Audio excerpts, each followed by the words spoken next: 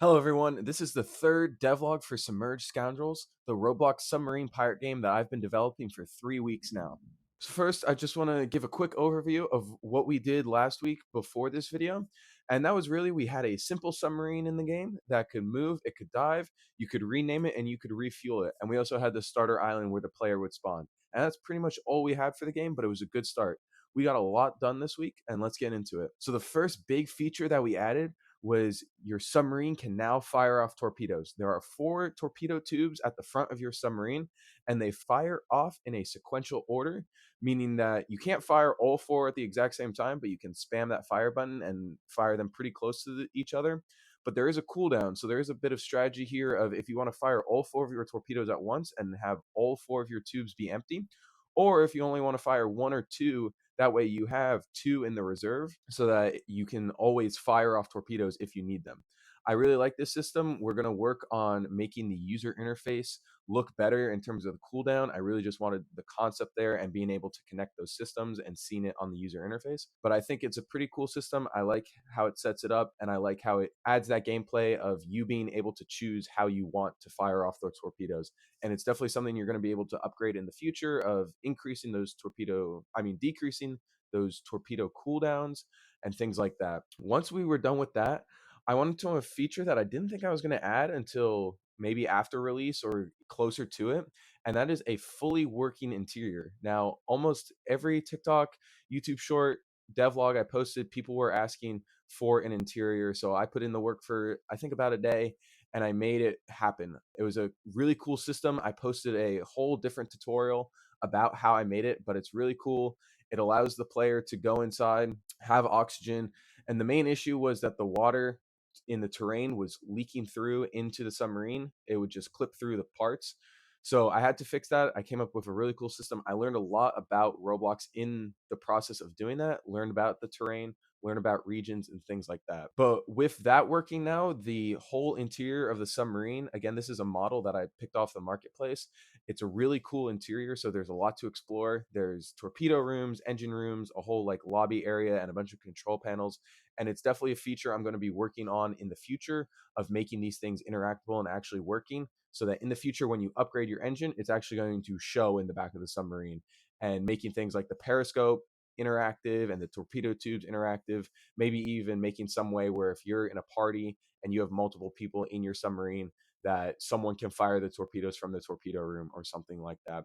But I'm really excited because this can expand how you play.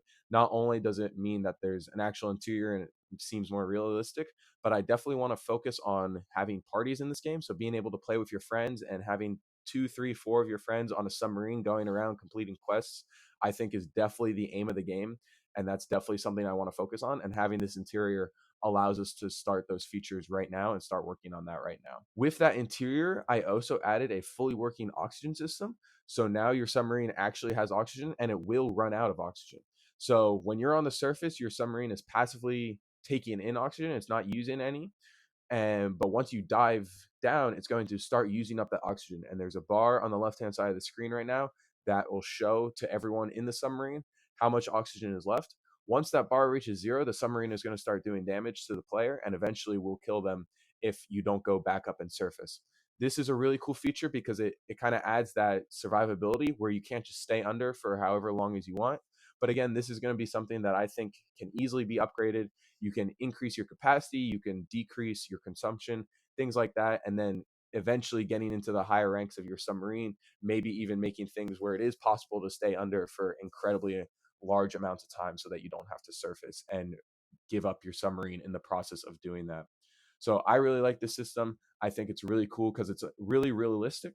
Obviously, submarines in the real life can't stay under unless they're nuclear for as long as they want. And I think this is really cool, and it's getting more into that game feel where you actually have to do stuff and you actually have to think about it. So I'm really excited for that system. And then towards the end of the week, I was traveling, so I didn't have nearly as much time as I wanted to work on it. But I did add one more system, and that was when I was doing the oxygen and the interior systems. I was just having a regular door that the player could just easily swim or walk through to get into the submarine. And this was good, but it was a little bit hard to one, keep track of where the player actually was. I was just using an invisible part that would trigger if it was touched. And it was also a little bit hard for the player to actually enter the submarine, especially if the submarine was underwater and the player was actively swimming. So I made this cool system where it's just a hatch. You interact with it like a door and it'll teleport you inside of the submarine. And this makes it really easy on the code side to keep track of who's in the submarine and when the player leaves. But then also it makes it easier for the player to get in and out. Now, my plan with this is because this is a big bottleneck. If someone's trying to board your submarine and there's only one hatch and you know exactly where they're going to spawn, that's pretty easy to camp there and pretty easy to kill them if they try and get in. My plan is there's going to be a few different hatches on the submarine. There's going to be one obviously in the control room like we have right now, but then maybe one in the rear and maybe one in the bow as well, just to make it a little bit more realistic, but also to give the players more options and to make it a little bit harder to actually kill people if they're trying to board your submarine. Obviously, it should be hard to board the submarine, but you shouldn't be able to just camp somewhere and instantly kill them. So that's the goal with that hatch system, and I really like the way it turned out. And then after that, I did a bunch of polishing. There were a few glitches and bugs in different systems, including the interior system, where the water was still clipping in. And if the player left the submarine, they would see water or the oxygen bubbles all around the submarine instead of the water. So I removed those issues. I made the boxes much bigger where the parts remove the water. And then because of the hatch system, I was able to easily keep track of where the player was. And as soon as they left, I would make it so that the oxygen was replaced back to water. So I was able to fix that. And then the oxygen system had a few glitches where it wasn't necessarily tracking. If no player was inside the submarine, it would still subtract oxygen. So you would go back and there would be no more oxygen left. And there are a few different issues where even if the player had left the submarine, it would still be tracking that the player was inside of the submarine and killing them if the submarine ran out of oxygen. So fixing those little issues here and there. My main goal with that is there will be small bugs that pop up every once in a while with these systems that I input.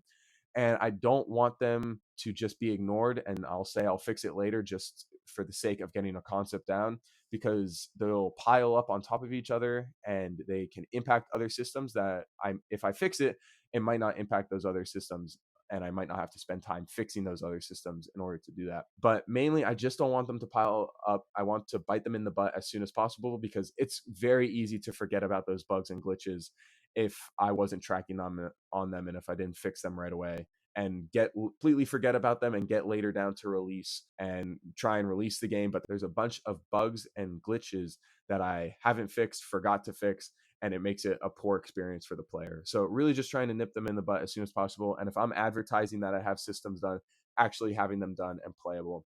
And then the last really cool thing I think I did this week was I made the Discord for this server. So if you're interested at all, go join the Discord. The link is in the description of this video.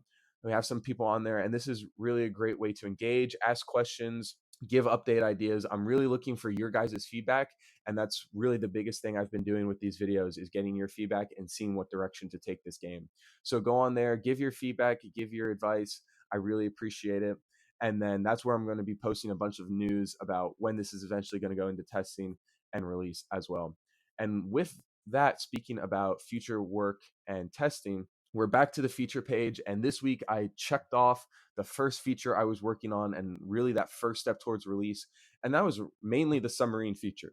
Being able to move the submarine, being able to fire off torpedoes, have that oxygen system, and have that fueling system inside of the submarine. So that was a really good step. And now the submarine is pretty much done. I'm going to eventually rework both the movement and the user interface of the submarine because both I think are pretty poor right now. But those are really good concept, what I have right now, and it's going to allow me to work on the other parts of the game for now. And then I'll go back and fix them up as we get into testing based off of user feedback. But I was able to complete that submarine feature, and then I added a few other features based on feedback and things I had wanted to do and just never added them to this list. And those two main ones are the pressure system and the having the player islands. So the pressure system is basically just going to be where as you get deeper and deeper into the water, your submarine isn't going to be able to handle that depth. It's going to get slower.